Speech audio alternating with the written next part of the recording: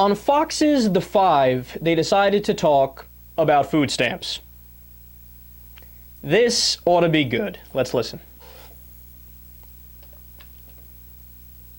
So if a welfare program is bad and not helpful, aren't bigger and more welfare programs worse and less helpful? No, I don't want to get into that. I want to get into the things that we did that are causing a lot of this to happen. And no, wait a minute. I'm saying it bred 3 generations of dependent blacks, and we need to change that. And isn't the accessibility of food stamps that used to be for real people in poverty, and now it's just about anyone that says they like to have more. Well, more white people. But the ease of redistribution, ease of welfare. But more white people get food stamps than blacks. Isn't that a dependent society? We're building a dependent society. Well, you can say that about then every white person that gets food stamps, every Hispanic. I agree. Well, food stamps are colorblind, Bob.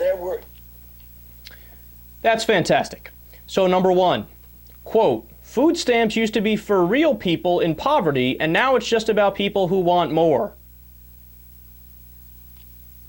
That's so stupid, I almost don't even want to give it the merit of a response. But nonetheless, I looked up the actual statistics on this and looked up the numbers, and I'm going to share them with you.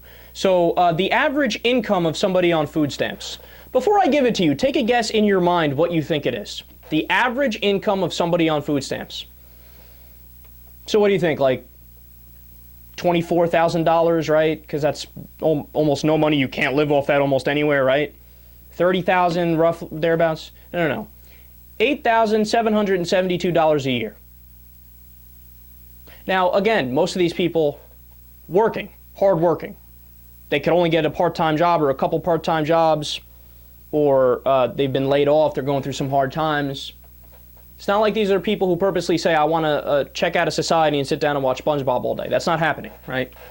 $8,772 a year. But according to Eric fucking Bolling, quote, food stamps used to be for real people in poverty, and now it's just about people who want more.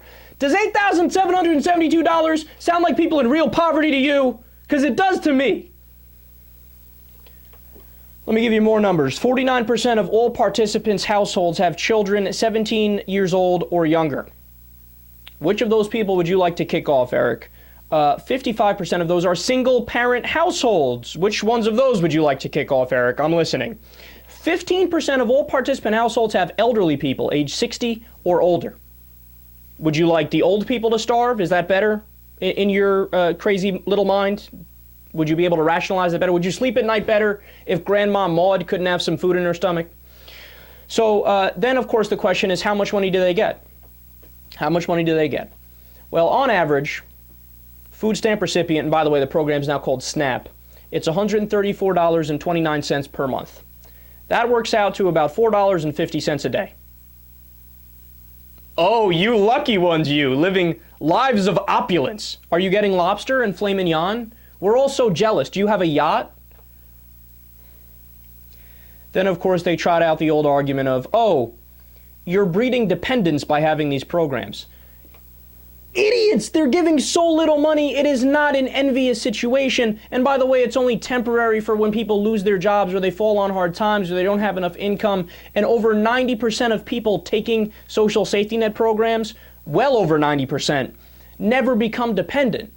So what these guys want to do is throw out the baby with the bathwater because maybe 1% of people might abuse the system. But the other 99%, well, they have to suffer because there's a handful of assholes that live somewhere. Okay, so let's take their idea and extrapolate it. So, okay, let's wake up tomorrow in a world that all these social safety net programs don't exist. What would happen? How would the United States look? We would look like Somalia. Or we would look like we did during the Great Depression with people starving and living on the streets and things of that nature. Is that what you want to go back to? Now, I asked that question semi-rhetorically, semi-tongue-in-cheek, but I guess it's a serious question because that's what they're advocating for. They actually want to get rid of these incredibly successful social programs. And the last point, like Beckel said, of course it wouldn't be Fox News if they didn't try to make it racial in one way or another. So you'll be shocked to learn that the largest demographic recipient of food stamps, white people. But interesting how on Fox News and most Republican politicians also, when they talk about food stamps, they think it's primarily an African-American problem. Weird. I wonder if it has to do with the fact that they prejudge people and they think, well, they're black, so it's got to be them. Those are the moochers, right? They're black. These are all very sick people.